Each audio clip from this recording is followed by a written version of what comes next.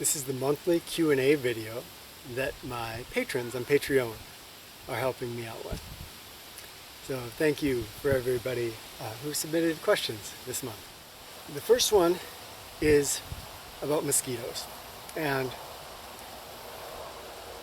this is so cheap of me because I should be doing this at a time when there's 500 mosquitoes around me just attacking from all angles, and here I am, and it's almost mosquito-less today, and it's gonna be tough believing what I have to say about mosquitoes here, but people are asking, what do I do about them? Spray, or just how do you deal with them? This is something that I get, well, I've had some powerful experiences myself with mosquitoes, and I get to watch students go through this because almost everybody that comes here is staying long enough to hit some part of the mosquito season. And mosquitoes can be maddening. It's not only the bites, but it's the psychological aspect of constantly around us. It can be really tough to deal with. A lot of wasps today too. So the key is, here in the north, we don't really have diseases that you have to watch out for in the northern United States. So we get to really experiment with mosquitoes in a way that you couldn't quite do if you were in some other areas where they can contain often life-threatening diseases. If you're out living with mosquitoes, you have no choice but to surrender.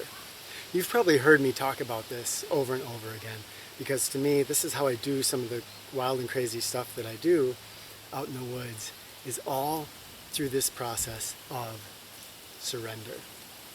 I've found through my teens that I was trying to develop just an ironclad willpower, and when it came down to it, my willpower, it didn't cut it. It could deal with things up to a certain point, but then it breaks. And this surrender gives you a strength and power that makes you look like you have a willpower beyond anybody, but no willpower. In other words, no mental effort is required. The mosquito lands, I have a choice. I have a resistance choice, like, oh, you little, or, this hurts, or this is going to be terrible. Or I can just let it be. And when I let it be, I'll notice that the actual sensation that's happening is not all that intense. Most of the pain of a mosquito bite is up here in the way that I resist it. It's the same thing that people experience with the cold out here. If I lay down in my underwear in the cold, I'm like, oh, this is gonna be bad. It's bad. If I lay down in the cold and I just feel the actual sensation, encounter it with curiosity instead of resistance, it's an intense sensation, but not a bad one. Same thing with the buzzing. That sound can be annoyance, or it can be a music. One of the students here, Nicolette, who you may have seen in some videos, she transformed mosquitoes in an incredible way. By the end of the season, and she had one of the most mosquito-y seasons I've seen here in a long time, she was identifying different species of mosquitoes by the sound that they make. And she just would dance with the mosquitoes in a way that was amazing. But she had to do that by surrendering and ceasing to fight them. And then the magic part is that I think she discovered that the only fight that was ever there was the one in her head. And she was able to transform this negative experience into something that just didn't faze her anymore. So that is my perhaps unfortunate answer about mosquitoes. I don't have some mixture of herbs that works to repel them. You just let go and experience them. And it doesn't mean after you've learned how to let go, that you might not brush some off. You're probably not going to kill them anymore. There's no reason to. But you might brush some off. Same way that a leaf might fall on your shoulder and you might brush it off. Not necessarily because it's unpleasant. You're just interacting with your world. And that's an important thing to remember about this radical surrender or vulnerability. It's not about sitting there and taking it. The classic example is an abuse situation. You know, if a man or a woman is being abused in a domestic situation, the idea is not sit there and take it. But if we can actually see what's going on, step away from our resistance to the experience, we'll tend to see it very, very clearly. And then something that we just don't want to have right now, whether that's a mosquito bite, or I've realized this domestic situation is not serving me, we can step away from it with ease. It doesn't have the huge impact that it does when I'm, again, in that domestic situation thinking, oh my gosh, I can't leave, being filled with guilt, will they change their ways? You just see the situation, you can step away. So radical vulnerability does not mean being pushed around. It means no longer being ruled by our own resistance. A subtle but important distinction. Second question is about loneliness. And I'm glad someone asked this because it's something I get to watch students go through. It's something that has always been a big resistance point of mine. And it's something that they're doing research on right now, starting to see how damaging loneliness can be and starting to pay more attention to it in our society, particularly with a lot of our older people who are put into situations where there's not really many people paying attention to them anymore. Loneliness is an exceedingly strong invoker of resistance for, I'd almost say most of us, a lot of us, or most of us. This feeling overcomes us. I haven't seen any of the episodes of Alone, but I hear that that's a lot of times what they're really battling with, is loneliness. And loneliness, like any other emotional state, the key to transforming it is seeing that the emotional state is not automatically correlated with our external state. So they used to think this about stress, right? The old stress test would say, have you moved recently? Have you gone through a divorce? Has anybody in your family died? And then they tell you how stressed you were. Of course, over time, they found that one person could have just had a new job and moved and gotten a divorce and had their father die, and they're not stressed at all. Another person could have everything in their life just lined up perfectly when you're looking at it from the outside, and they're stressed beyond belief. So we always have a choice of how we are going to respond or react to external stimuli. Loneliness usually comes about when there's no people around us, or there's people around us with whom we are not able to find ourselves in relationship with. Could be that we don't speak their language, we just don't jive with them, with our political, religious, whatever beliefs that we hold sacred. The key here, in the case of loneliness, is to see that there's my external. It starts to invoke, it starts to trigger reactions. And as that reaction comes up, I'm really feeling lonely, we tend to story tell. So the reaction comes, the initial, visceral reaction, and then on top of that, we story tell. When we tell stories, we start to think, oh my gosh, I wonder what what my kids are doing right now. Is it worth it being out on this camping adventure, away from them for 2 weeks? Because I'm missing what they're doing today. And, so for me then, I'd miss my wife, and, maybe I should just head home. I start telling stories, and what that does is that increases the physiological reaction. So I start to feel stronger, more loneliness. The more of that I feel, the more I tell stories. And this becomes a self-feeding cycle that increases, and gets stronger and stronger, and really leaves me devastated. That's a reaction, and it's our trained reaction. Visceral response, storytelling, enters into the cycle. Now, if there's that visceral reaction, and I can develop mindfulness and realize, oh, there goes my mind starting to tell stories. And instead I can come back and actually feel or experience that visceral reaction. That's the seat, that's the beginning of any of these resistance-based emotions. When I can actually feel it, I'll often feel a sensation, maybe kind of a tightness through here, and I'm breathing shallowly. And I just watch that and experience that sensation. And what tends to happen is that just like mosquitoes, just like laying in the snow, I find that, this sensation is not as huge and horrible and devastating as I think it is.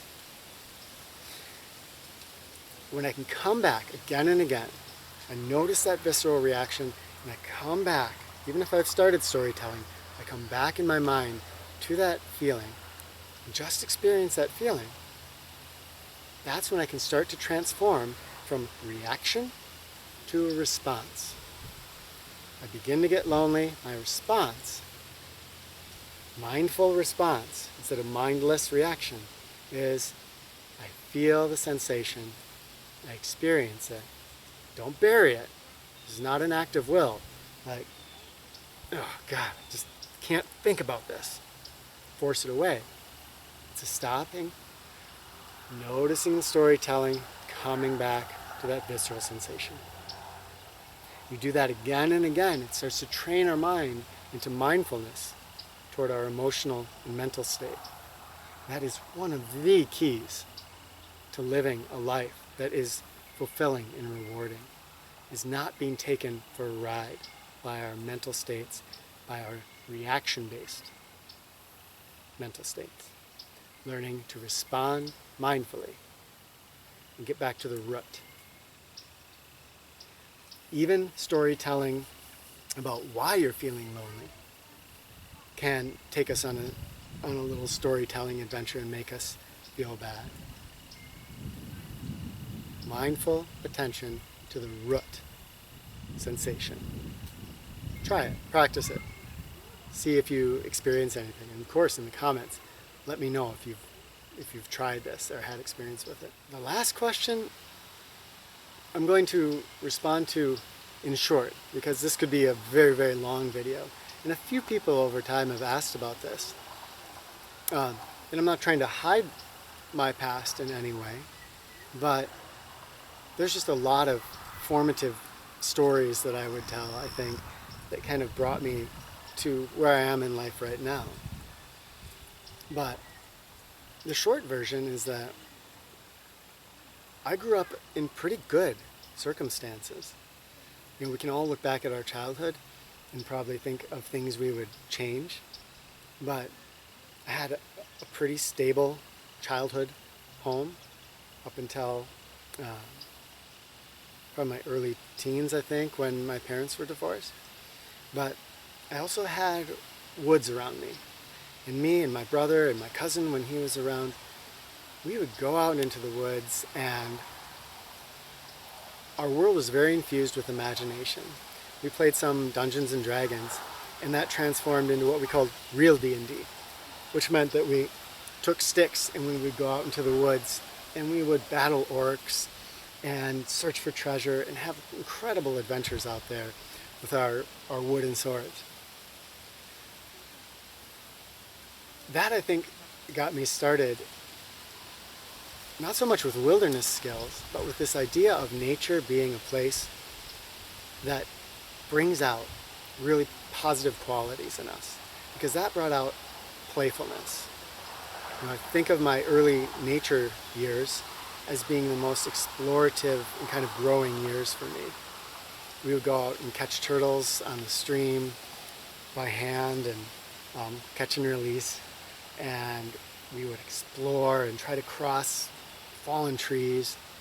It instilled a sense of adventure, and it equated nature with that sense of adventure.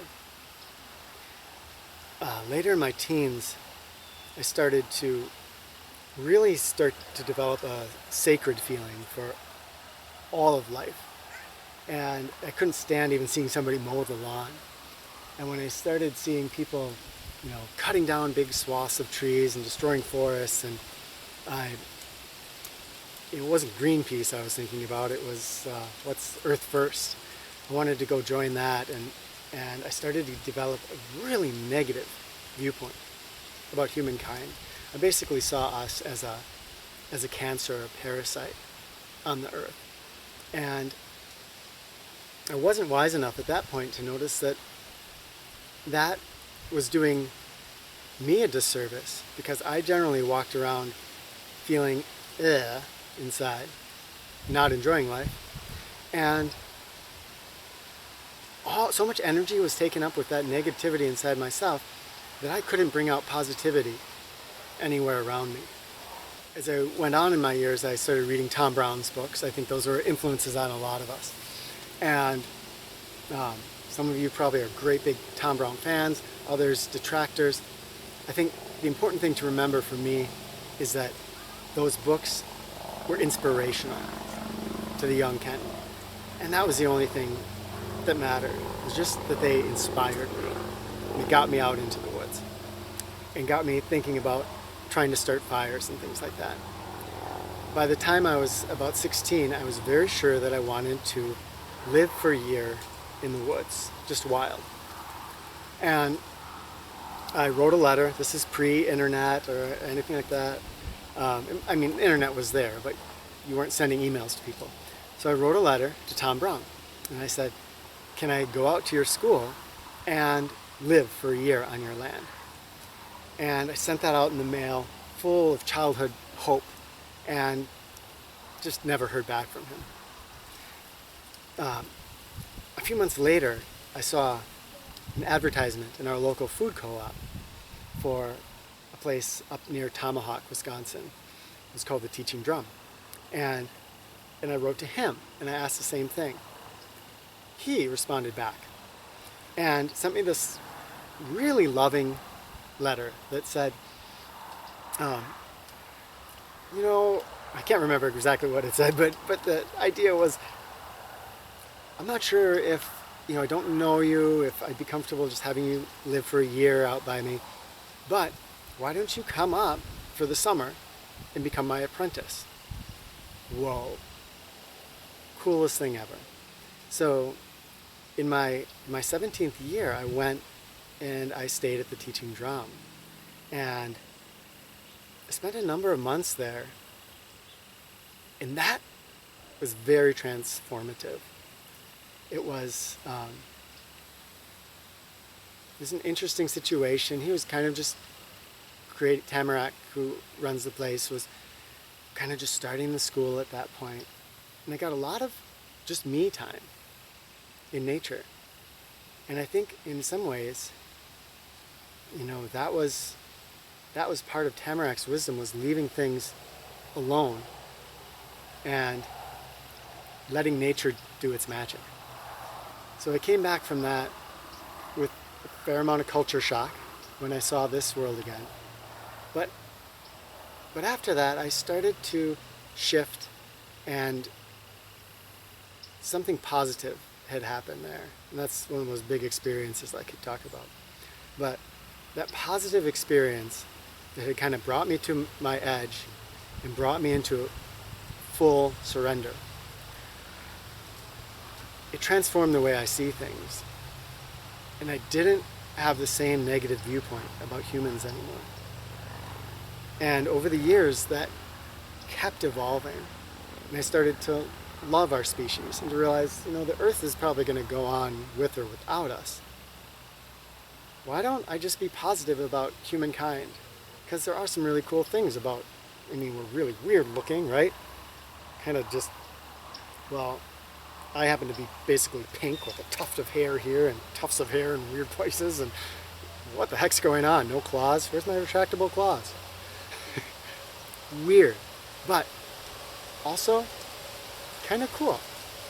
And so I started to love our species and to make some big transformations in my life, in how I thought about the world and I thought about humans. I explored a lot of religious traditions because I grew up non-religious, and started incorporating elements of those wisdom traditions into my life, and started to see that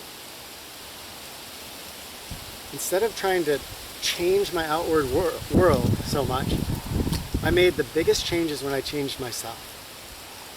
And then change sort of happened automatically in the world around me. And in a microcosmic sense, I always explain this for an example, as going through the checkout line at the grocery. If my internal state is kind of like, nah, nah, nah, and I walk through that line, I'm going to tend to get a response, pretty predictable response from the grocery person. If I walk through that line positive and joyful, you get a very different engagement that happens naturally, essentially, just because of my internal state with that grocery person. And then I'm spreading smiles where I go. And if I keep doing this, I can develop spreading thoughtfulness. I can develop spreading compassion. And so that is my life goal right now, is trying to find anywhere inside of me where I'm harboring resistance, or I'm harboring negativity, or I'm acting out of reaction, and to try to transform in a way that not only brings me more joy and peace in life, but allows me to shift the world around me in more positive ways. And that's basically where I am at this point, is continuing to explore that. I got to explore that in my relationship with Rebecca. We spent 20 years together before we decided to have children, and we did a lot of exploration. Now there's 2 children in my life, and they are helping me to explore even deeper. And if I found one thing, it's that I am ever a student. I can never be a master, or I've stopped growing. So that's my goal in life, is to always be a student, always explore more, always be as engaged as I can with the world. It's an ongoing journey. Thank you much for watching, and thanks to all of the patrons who have submitted questions. And I think I'll keep this tradition up because I've heard from a lot of you that you enjoy it. So we will talk soon.